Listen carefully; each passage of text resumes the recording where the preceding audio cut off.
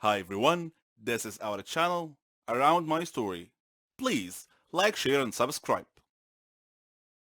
We all enjoy watching horror movies. The fear, the torture, the suspense, the excitement. We have to watch them to the end to see if the evildoers get what they deserve. We love this kind of excitement from time to time. It interrupts our boring daily routine.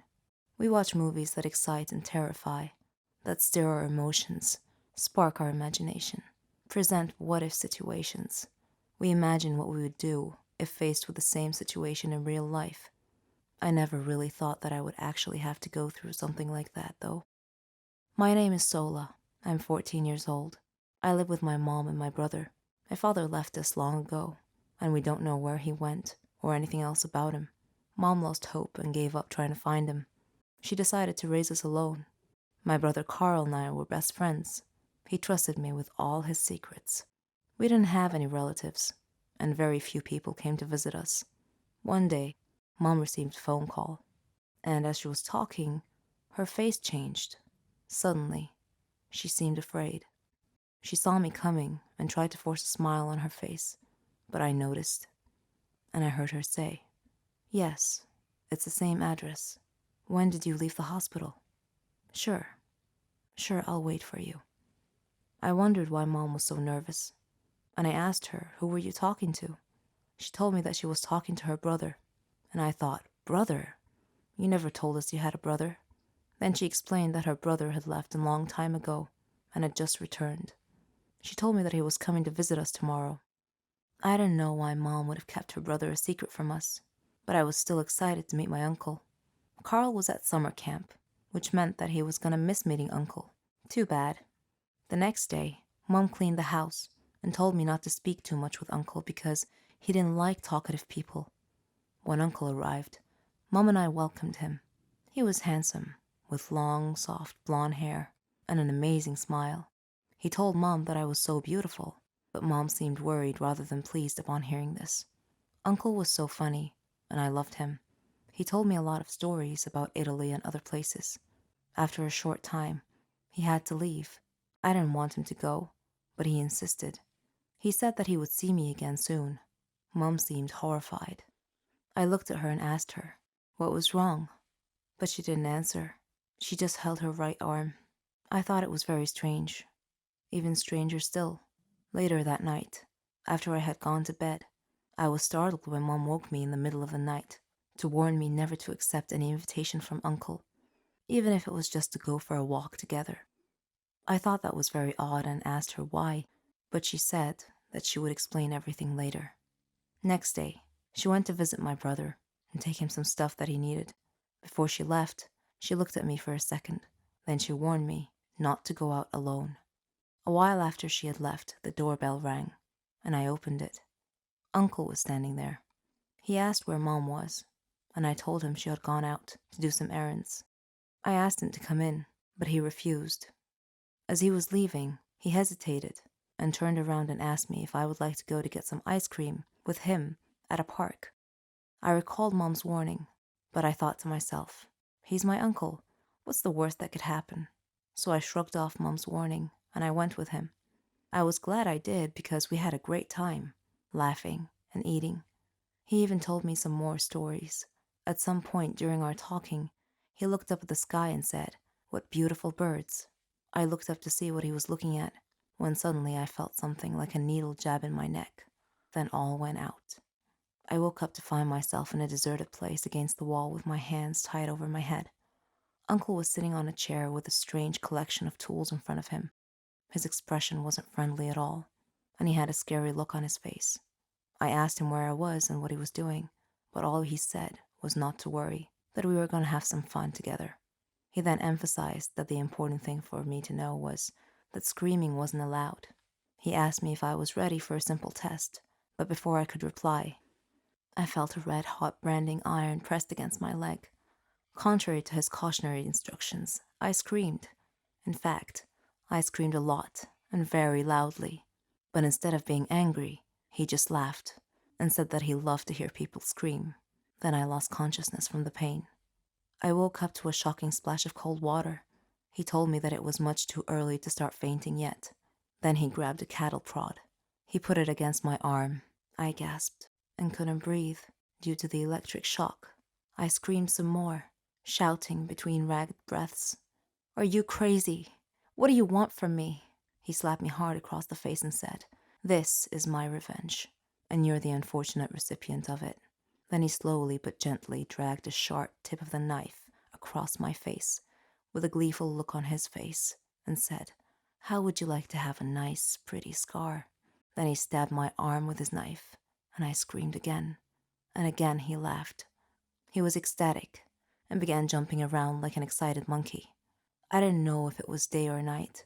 All I knew was that every time I would pass out with pain, I would wake up to more torture, with a new tool for him to play with. How many days must I endure this madness, I thought. Despite my agony and suffering, I thought about Carl and Mom. Then, one day, he stood in front of me and began crying. He said that all of this was because of my mother. He told me that he had only been playing with Mom when he stabbed her in the arm, and that he had only meant to scare her a little, that she really shouldn't have summoned the police to have him arrested and committed to an asylum. He said he couldn't forgive her for that he can't trick or harm her again, so he decided to harm me instead. Then he smashed my knee with a hammer, and I lost consciousness again. When I woke up, he was gone. This was my chance to escape. But how? I tried pulling my hands out of the ropes. Though it chafed my skin painfully, I was able to free my hands. I was shocked to see how badly injured I was. I clumsily clambered up the ladder with my smashed kneecap, but found the door had a big lock on it. I retrieved his hammer and managed to smash open the lock. I found myself exiting an outside storm cellar that led up to a garden where an old car was parked. I hobbled out onto the nearby road and flagged the car. The driver stopped for me, and after seeing my desperate condition, he looked very concerned and asked me what had happened. I eased myself into his car and told him just to drive anywhere away from here. Then I would tell him everything. It was nighttime when he delivered me to my home. I knocked on the door, and Carl opened it. When he saw what a bleeding, tortured mess I was, he screamed and began wailing. He hugged me while I called for Mom. She woke up, came to me, saw my condition, and began crying profusely while hugging me tightly. I told them everything that had happened and apologized to Mom for not heeding her advice. I asked them how many days I'd been gone, and I was shocked to know that my horrific ordeal had lasted 90 days. We called the police, and I took them to the cellar I was held prisoner in, but Uncle was long gone. Now I know Mom's secret, why she was afraid when he called, why she held her arm in Uncle's presence, why she warned me not to go anywhere with him. If only she had told me why, things might have been different. I have lived in fear of everything since that day. Recently, I received a letter. It only made matters worse. It said, "This isn't over yet, until we meet again." Mom and I had the sick feeling that he was still watching us, waiting for an opportunity to take his revenge. So we moved to a city far away to start a new anonymous life, to try and put this horrible experience behind us forever, even if it did haunt our every waking hour. "What do you mean that she's pregnant?" I asked my father. "I'm sorry, but I cannot change the fact that something happened between us and now she's pregnant." He said it as if it was a matter of fact. I know you're all wondering who I'm talking about and why I sound upset that someone is indeed pregnant. But before I continue telling you this story, I want to make sure that you would stick around. So aside from hitting the subscribe button and the notification bell, leave something at the comment section as well. Do you want me to start telling you the story from the top? Yeah, I figured. My name is Maine. I come from a well-off family. Not that I'm bragging, but that is the truth. Let's just say my life is very ideal, except for the fact that I feel alone most of the time. I don't have any siblings. My mother died when I was 5, and I only have my dad, whom I love very much. But since we only have each other, he's kind of strict. I'm 20 now, but I'm still not allowed to have a boyfriend until I'm 21. What difference would a year make? I know, right? Also, I'm not allowed to leave the house without a driver and a bodyguard. And yeah, because of that, I still don't know how to drive.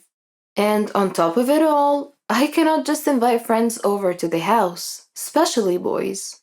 My dad is so overprotective, and I could not count how many times I wished that he would have a new girlfriend and would remarry so I could enjoy my own life. But one day the phrase, "be careful what you wish for," suddenly made sense to me. Make sure you're ready to hear this. Hold on to something, okay? My dad got my boyfriend's mom pregnant. See, I know you have the same reaction as I did when I first heard it. How did I ever get into this mess? Well, it all started during the summer last year. Our company almost closed down. I'm not sure why. Anyway, let's not go there. I remember how my dad got so stressed over it, but he eventually won the case and he still closed deals with other clients, which made the competitor even more threatened. One time while my dad and I were jogging together, we saw a woman who got hit and run by a mini truck, so we went in her direction to help. She was not too badly hurt, but she was unconscious. No blood. Still, we're no doctors, so we called an ambulance and we went with her. My dad noticed that this woman is actually his nemesis, the one who sued him, but of course we still helped her. We left the woman when we were assured by the doctors that she's gonna be okay. We also called her family before we took off. On our way home, I told my dad that he's a good person for helping his nemesis because she was in need. From now on, I will never contradict your decisions. I will start learning about our company. I told him with a smile. Are you sure about that? You're not allowed to change your mind anymore, he said with a spark in his eyes. Yes, I promise, I said firmly. I know this would mean less hanging out and less shopping time with friends, plus he might book me for a trip abroad for some seminars and crash courses that would last for a year, but I don't mind.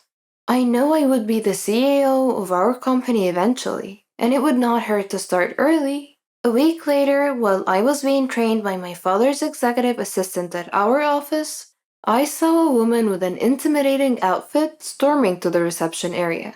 She looked familiar. I excused myself and went near her so I could hear what she's asking the receptionist. I'm looking for Leo, is he here? The woman asked in a straightforward manner. I saw how the receptionist was taken aback. Do you happen to have an appointment, ma'am? The receptionist asked.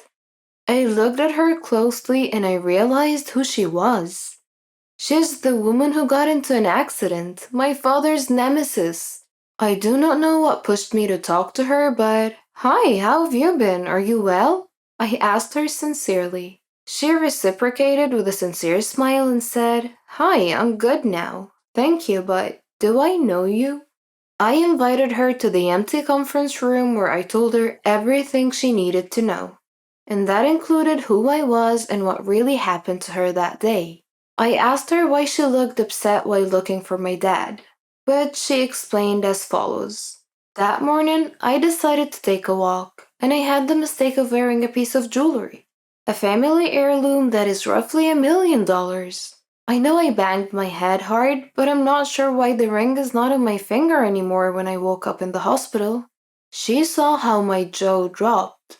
$1 million ring? That's a huge amount. I do not want to give her a lecture about how she should not have worn it while having a jog, but I didn't have the heart to. And it's not my place anyway. I'm sure she knows that, and it's not her fault that she got into an accident. Okay, maybe I feel for her because I also wear my rings while jogging. I know your father does not have anything to do with it, but I'm just hoping you guys saw something, she said with a sad tone to her voice. No, I'm really sorry. When we saw you, you were already unconscious, I told her. She did not insist on anything anymore. She let it go and left the office. That same night, Dad and I ate at my favorite fancy restaurant as a reward because I behaved like a professional during the first week of my training. I'm sure your mom would be so proud, he said, and his facial expression changed from ecstatic to really sad. Do you still miss her? I asked. Every single day, he said with a half smile. A few moments later, I saw Mrs. Judy, my father's nemesis / the woman who got into an accident. I'm not sure what happened to me, but I excitedly called her out, Miss Judy! She was startled, but she smiled the moment she saw me. She walked into our direction. My dad and I both stood up to greet her. Are you alone? Would you like to join us? I asked politely. My dad just smiled at us, but I saw the approval in his body language, so Miss Judy decided to join us. But, oh, I'm not alone. We requested another chair from the waiter. I asked her if she's with her husband. No, dear, I'm single. I'm here with my son, she said. Oh, there he is, she said while looking at the restaurant entrance. Do you know that moment in the movies where you see a really hot and tall guy and suddenly everything is in slow motion? Yeah, that happened to me. I was out for like 30 seconds. I was just staring at him. And embarrassingly enough, my mouth was wide open and I was drooling and I had to wipe it off. Hi, I'm Randy. He extended his hand. I accepted it and we shook hands. Maine, I responded shortly. There was electricity and birds and butterflies. Do you know that warm, fuzzy feeling inside? Yeah, I know you get that. And yes, he gives me that. All throughout the night, my dad and Miss Judy kept on talking about business, and Randy and I kept on stealing glances. He's got this great, sweet, and boyish smile. I just could not get enough of him. It is my first time having a huge crush on someone, and I must be acting like a fool at that time. The night ended, and before we all parted ways, he managed to steal me away from our parents and he asked for my digits. I gladly gave him my digits like a giddy kid. That night ended pretty well. 2 weeks later, I found myself at my favorite coffee shop staring at my phone and was still waiting for his text. Will he ever text me? I should not have acted like I'm super interested in him. That might have turned him off. I left the coffee shop, went to the office, did a quick catch-up dinner with friends, and went home still waiting for his message. I was about to go to sleep, and I wanted to throw my phone out of frustration. I hate false hopes. I just buried my face on my pillow because I hate how disappointed and frustrated I was. Then I heard my phone ring. I absent-mindedly answered it without checking who it was. Hello? He said. Who's this? I asked. Hi, this is Randy, Judy's son. I hope you still remember me, he said. I bit the edge of my pillow so I would not let out a big scream. He did not hear a response for a few seconds. Hello? Just a moment, I said. Then I jumped up and down a few times to let out the overflowing giddy feeling. I let out a little scream as well. Then I talked to him again. Oh, hi, how have you been? I asked, and I do not remember smiling that big my whole life. He told me that he was very sorry that he was not able to message me right away because he got super busy with work, and he asked me if I'm available next morning. I would do a morning jog near your area. Maybe you want to do it together? He asked.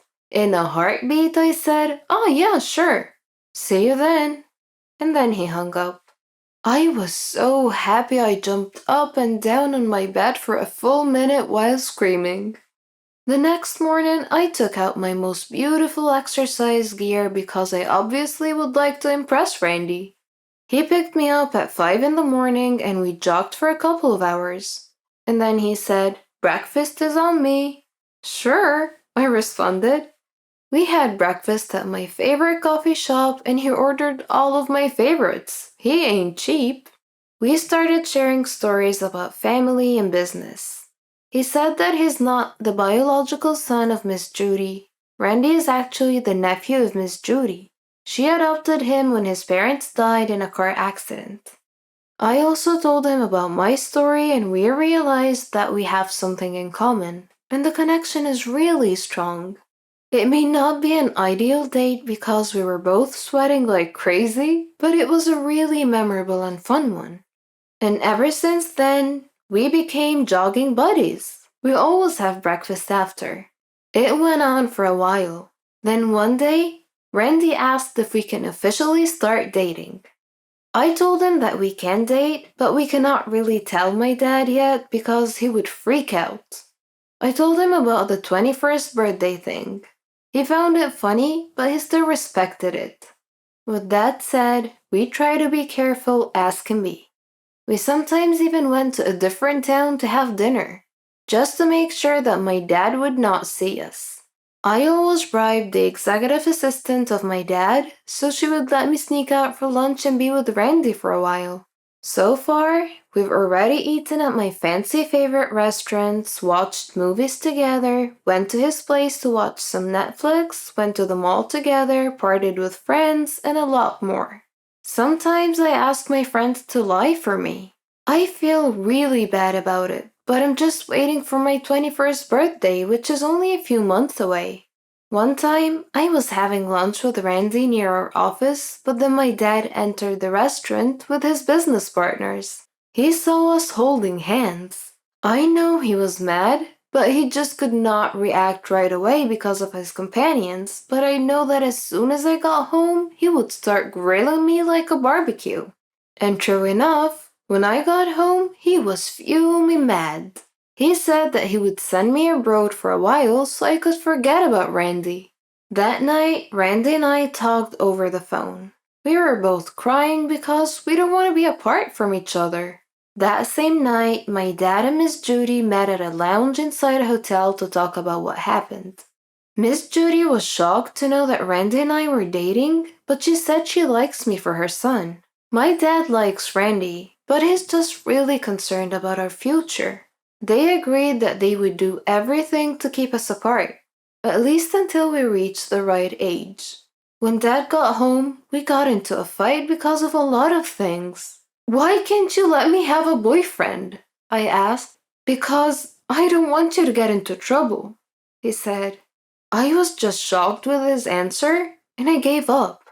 I could not really argue with my dad about it. I know he means well, but I have my own life too. Randy and I are not even officially dating. We just enjoy each other's company. And if we want to make it official, we're already at that stage of our relationship.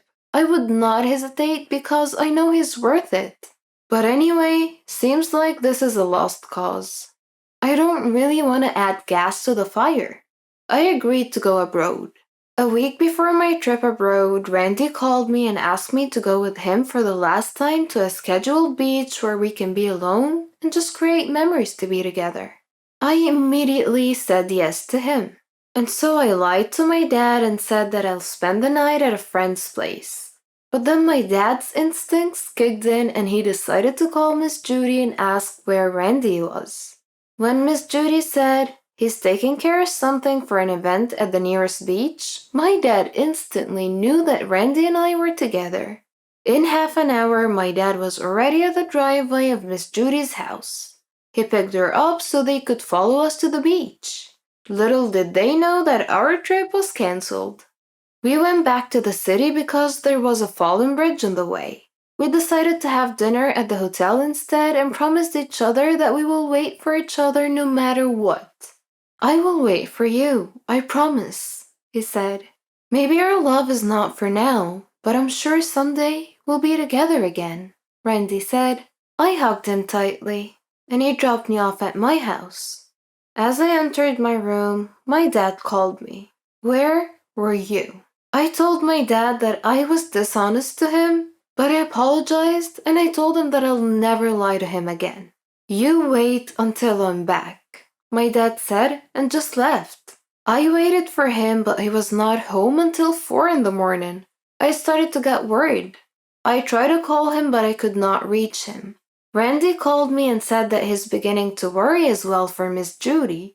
We both decided to go down to the police station to report whatever is happening. The next day, my dad got home safely, but I didn't want to discuss anything that happened. I went on with my trip abroad, but Randy followed me there. I flew back home for my 21st birthday and Randy proposed to me in a very cozy restaurant.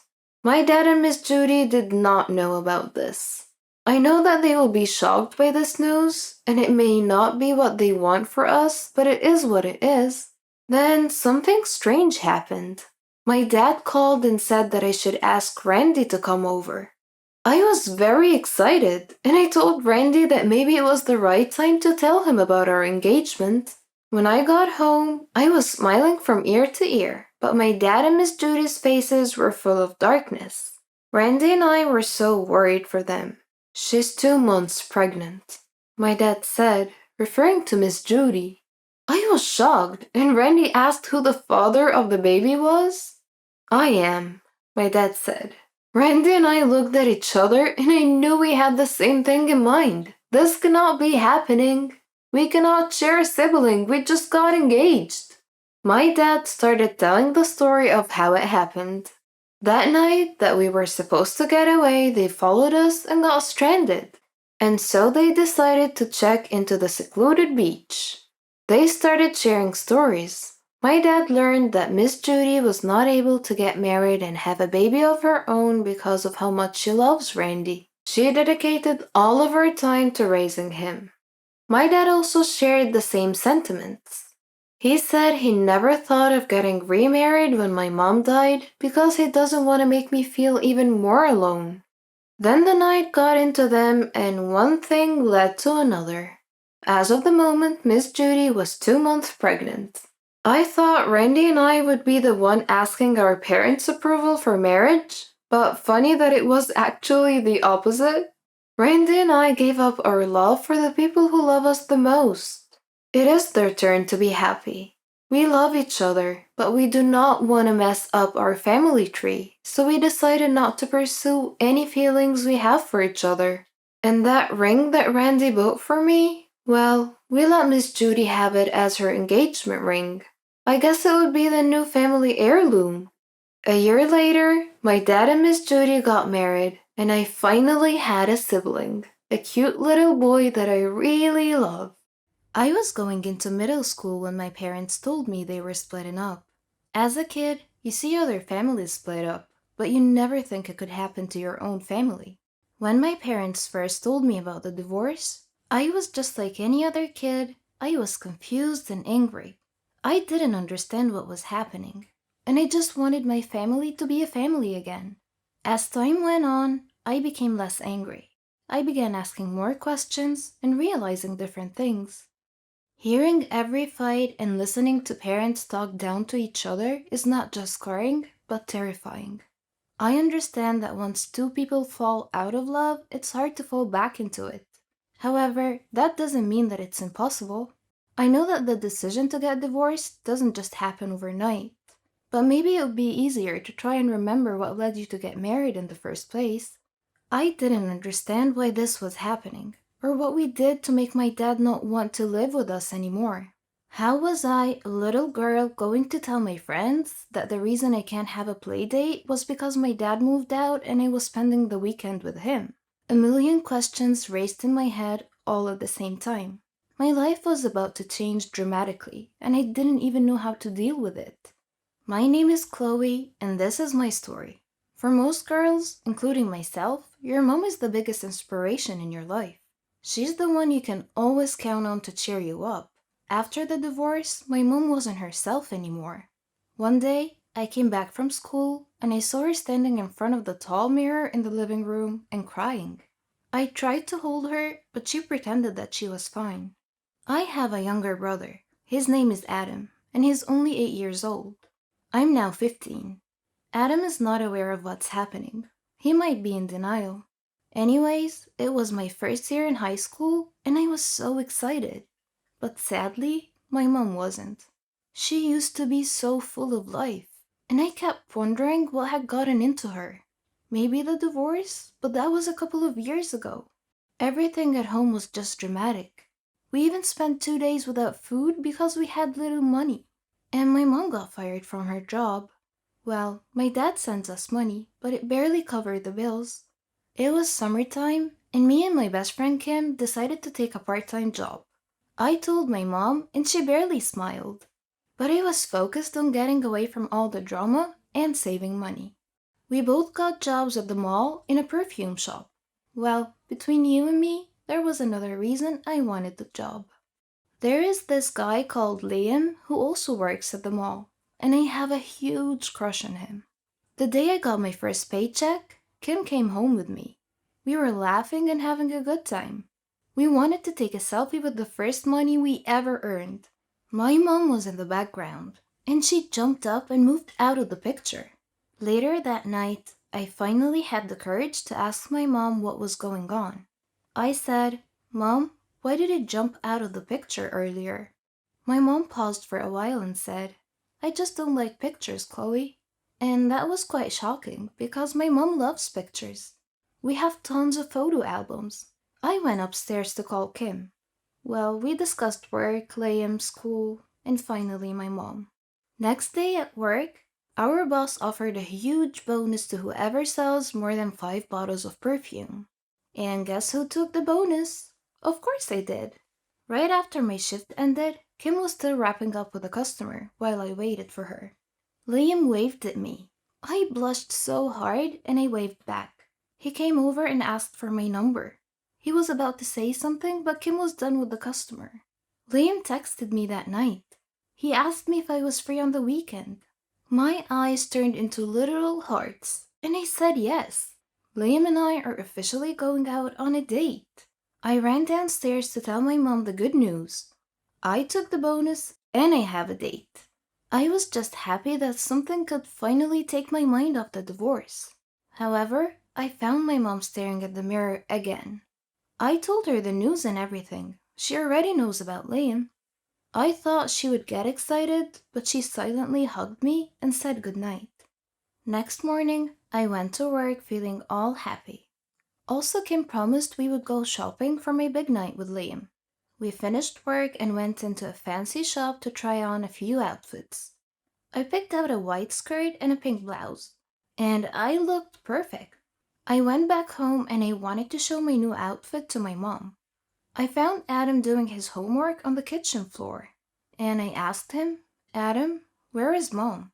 He replied, "I don't know, she left in the morning with a big bag." Now, what does that mean? Should I call my dad? I spent half of my paycheck on the new outfit.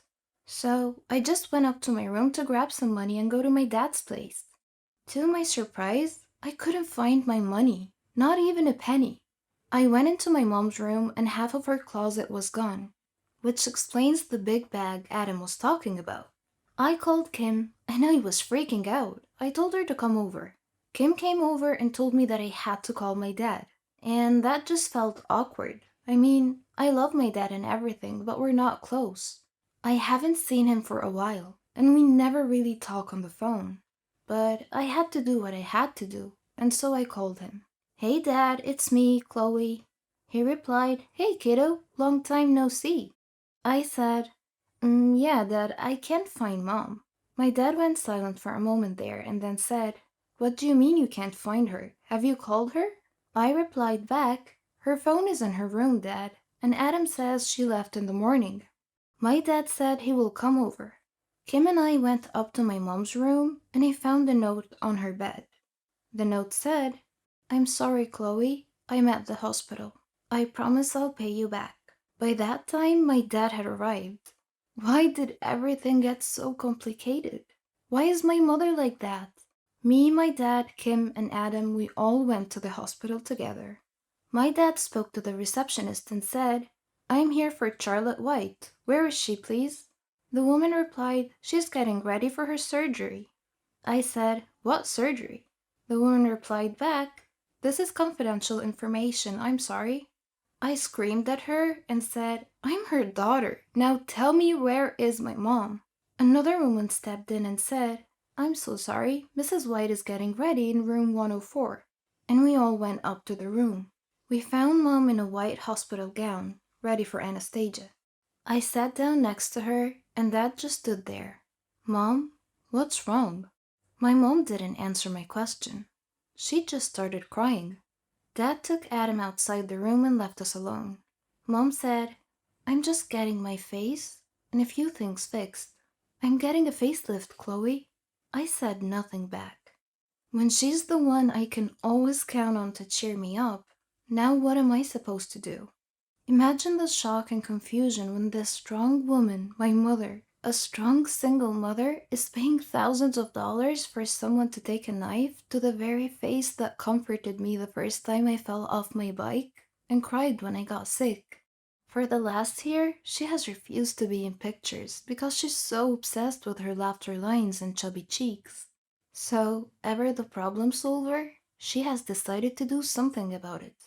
But it's a horrible turn of affairs that her solution will hospitalize her for 2 days and leave her with deep scars behind her ears. My heart just sank.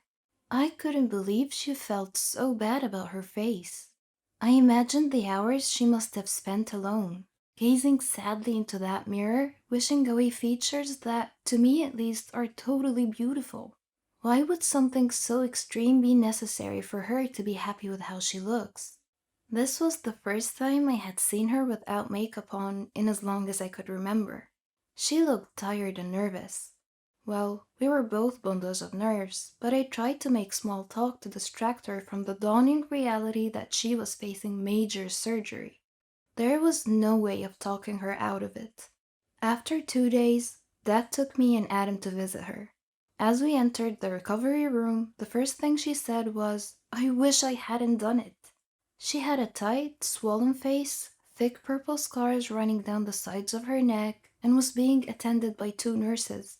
They were showing her how to put on the head straps she had to wear for the next 2 weeks. "Why did I do this?" she repeatedly asked me. I wanted to cry, though at this point all I could do was thank the nurses, pick up my mom's bags, and most importantly, reassure her that I'm sure she would look amazing. When she was in the hospital, she had noisy machines attached to her for 48 hours, and that made it difficult to sleep. And worst of all, she felt trapped and helpless. The week after the operation, she seemed sad, drained, and confused. She slept badly because she couldn't lie down and felt a lot of pain around her head caused by the clips holding her wounds in place. "I'm sure you're going to look fantastic when it's all healed," I told her over and over again. A week later, I went with her to have her stitches removed. The surgeon said, "Mrs. White, your body thinks it's been hit by a train, so it's normal to feel woozy at this stage." I looked at my mom and told her, "Promise me that this is the last time you put yourself in so much risk like that." And before she could even say anything back, she looked at the surgeon and told him, "I'd like to talk to you about liposuction around my middle. When's the soonest you can fit me in? And my mom will have yet another operation next month. I will have to go through the whole miserable process again, with no assurance that this procedure will be the one to finally make her happy with the way she looks." We went back home. My mom stood in front of the same mirror, still not looking happy. I just went upstairs and texted Liam a long apology because I bailed on him. Well, my mom and I never discussed the money she took from me. All I know is that the face that will look back at me over lunch or at my prom won't be her face anymore. It will be a synthetic version of her, reimagined and sculpted by a doctor promising her the self-esteem she was so desperately seeking. This experience has left me with one unanswered question. What is she really spending all this money and heartache trying to fix? And no, I will not be discussing what her new face looks like, because the main thing is that it doesn't look like my mom. With all the problems and crises that we face in our lives, we need someone to offer us support and encouragement, even if it's just a simple word. At least some acknowledgement of your suffering makes you feel secure in knowing that you are not alone, which makes you feel you have the power to keep going. But what if the opposite happened? You would sink into a deeper pit of despair unless you are exceptionally strong indeed. This is what my story is about. My name is Brandon, and I am 25 years old. My family was very poor. I was the third of 6 siblings. We suffered from poverty, humiliation, and near starvation. Dad had long ago succumbed to drugs and alcohol to hold his despair at bay. We woke up every day expecting to find him dead from an overdose. I was different than most of my family. I had dreams. I was determined to rise up out of poverty and raise my standard of living. I tried various jobs to earn and save money. I liked architectural work, so I began studying knowledge in this field. I saved a little money, but not enough to change my life yet. I began to take risks to earn more money. Risk, loss, gain. This was bona fide business. For me, sometimes I lost and sometimes I gained, but I always learned a great deal either way. Unfortunately, I neglected my health in pursuit of money. Remember I mentioned something about someone to support you? Well, that person in my life was Martina, my guardian angel, my friend, my neighbor, and my love. Every time I was about to give up, her sweet advice and encouragement would salvage my soul and lift my spirit. She would tell me that I must keep going to reach my goals. I wanted to tell her that I had done all that I had done just for her. Starting my company was her idea. I knew it was a big risk, but I trusted her to guide me. Initially, my earnings were low, but I learned from my mistakes. Slowly, I was able to save some money. Step by step, Martina was with me all the way. Finally, I became a successful businessman and gained a modicum of wealth. Eventually, I grew from one company to several companies and owned 3 or 4 cars. My brothers worked for me and had their own money saved in the bank. I bought a new villa for Mom, including a number of housekeepers. I was pleased to give Mom the better life she deserved. What's that, you ask? What about Martina? Did you imagine that I could forget about my inspiration and reason for living? No. We got married and lived together happily in a new villa. Despite all the problems at work, our relationship wasn't affected. I provided her whatever she wanted: money, clothes, jewelry. I owed her that much after all. I thought I had achieved my dream at last, but I didn't know that I had only set myself up for a very precipitous fall. My downfall began when I was in a meeting and suddenly felt terribly painful contractions in my stomach. As usual, I ignored my health-related symptoms, figuring that my mental discipline would overcome any physical weakness. All my energy went into maintaining the prosperity of my companies, but the pain didn't subside. As a matter of fact, it became recurrent and each time was worse than the one before it. Martina was worried and told me to go see a doctor. I was reluctant. Work demanded so much of my time, but she insisted, so I decided to put her mind at ease and go see a doctor. She, Mom, and my siblings are the most important things in my life. I predicted that the doctor would tell me that it was nothing to worry about. He would simply tell me to take 2 aspirin, drink plenty of fluids, and get lots of rest. So I went to a doctor who was a friend of mine. We didn't talk about my fatigue at work. He laughed because he knew that I preferred to chat and leave without any examination at all. He began examining me.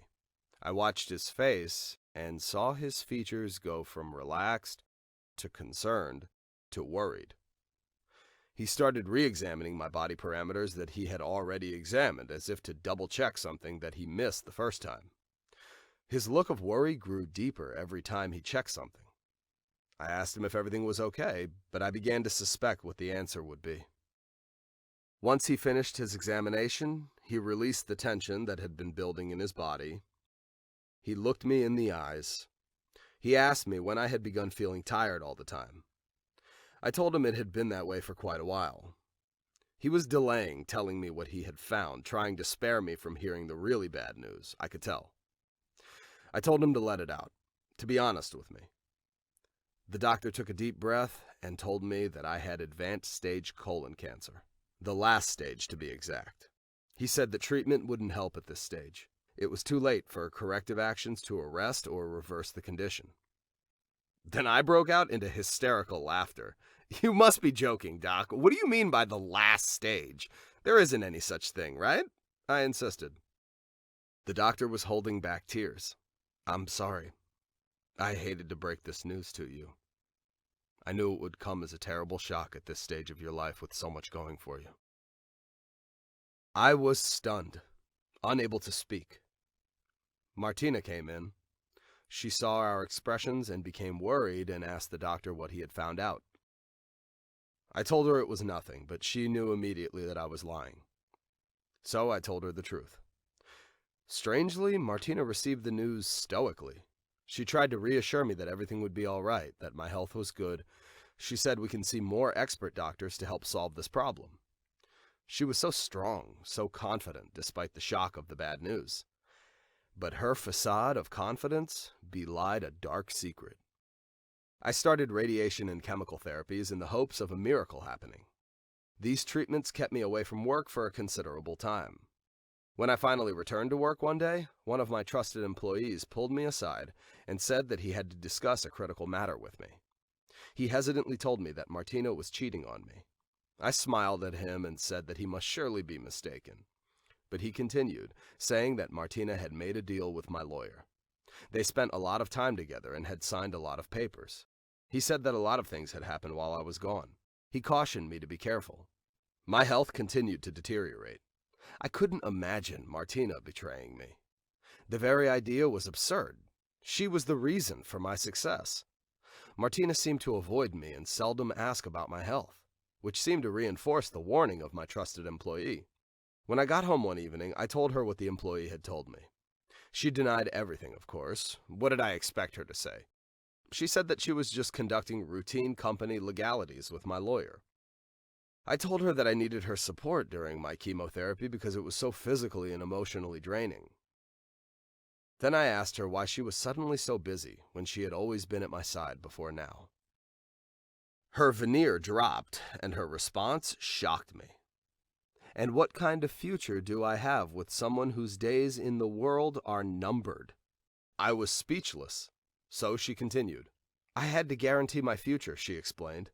I replied, but your future is with me. I love you. Love has no value now, she said. Money is everything. I had the lawyer sign ownership of all your companies over to me. I own them now, legally and officially.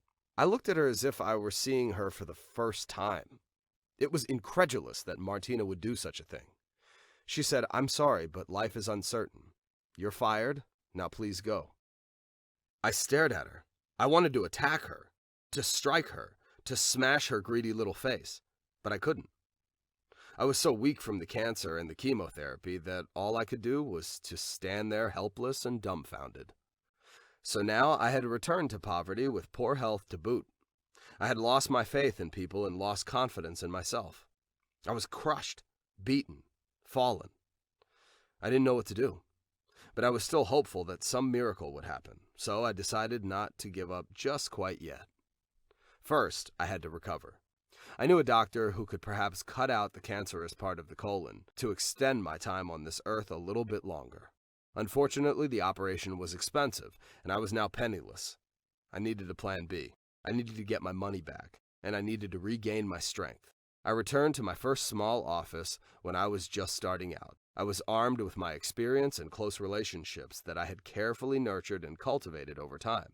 Would that suffice to start me over? So I began again, from scratch. Slowly, gradually, I rose from the ashes like a phoenix. My brothers aided me. My new company became self-sustaining.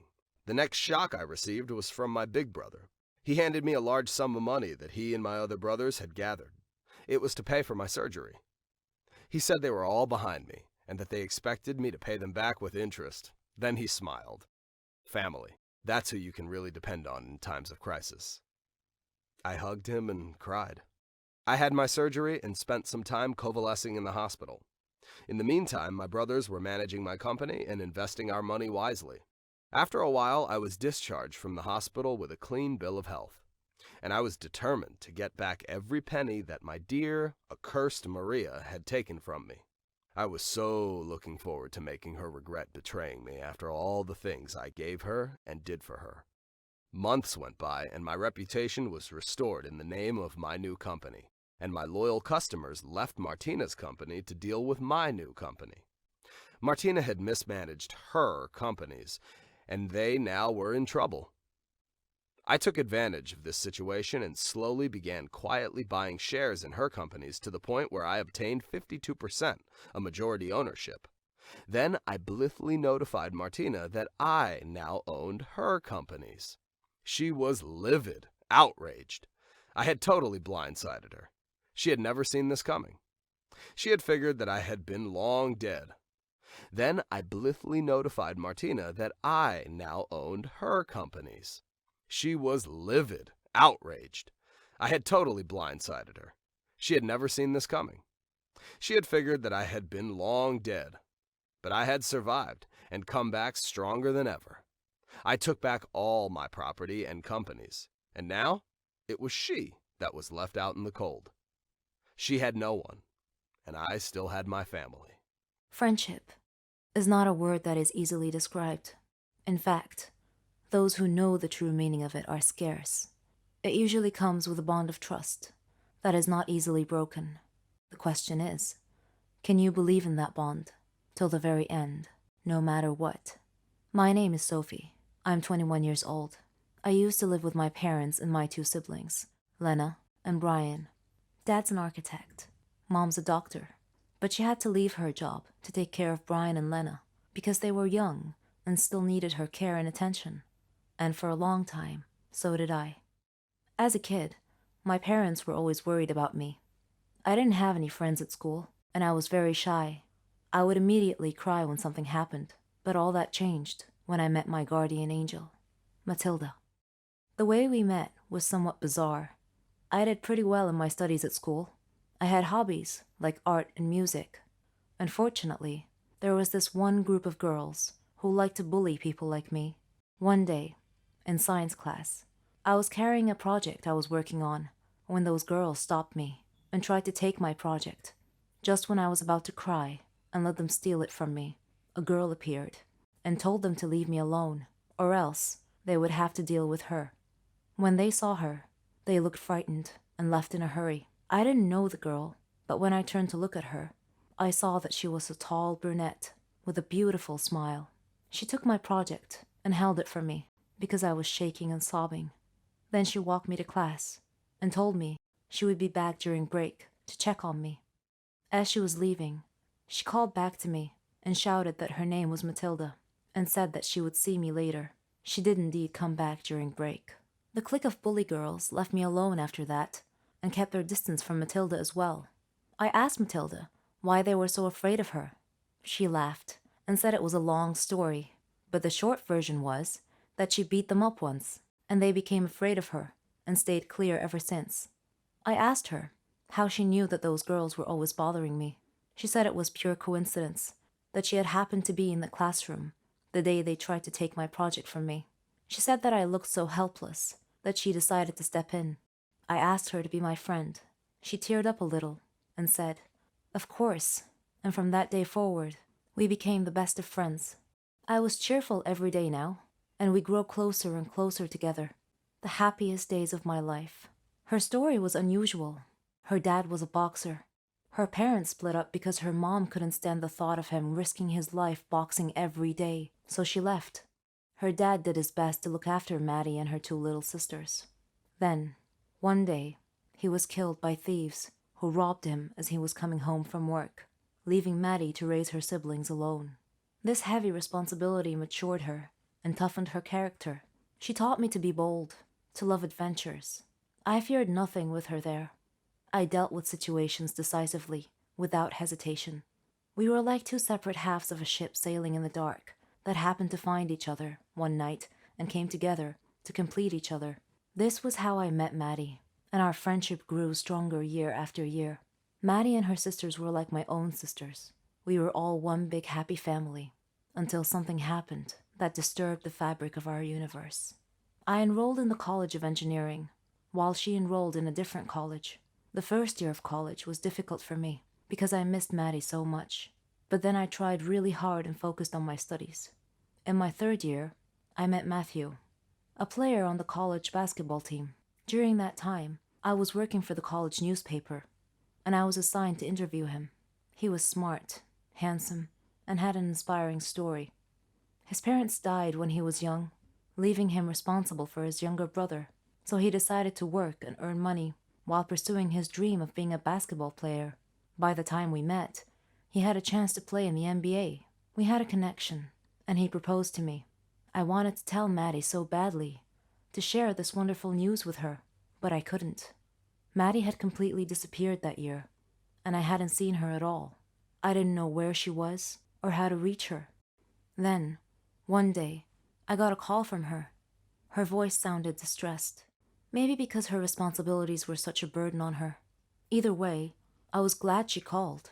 She seemed sad, and I asked her what I could do to help. I told her that I wanted to see her, so we could catch up. She agreed, and told me that we needed to get together soon. When we finally met, I saw that she had lost a lot of weight. I asked her why, and she replied that she was working while going to college.